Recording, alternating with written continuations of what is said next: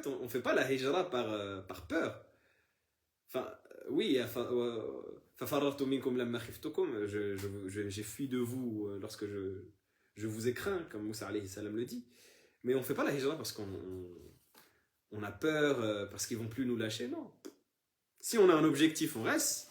Si on n'a pas d'objectif, alors on part dans une terre où c'est plus facile de pratiquer son dîn.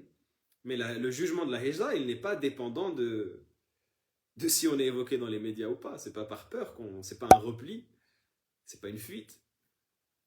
Donc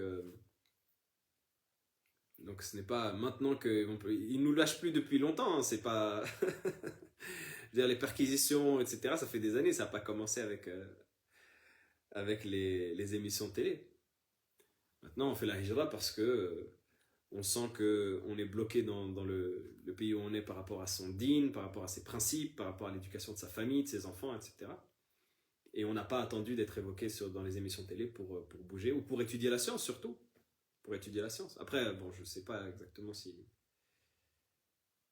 étant donné que il y a cette possibilité de faire des allers-retours toujours pour intervenir, etc. Est-ce qu'on peut proprement parler de hijra dans le sens de coupure totale? Mais ça reste un type de hijra, même quand on part pour étudier.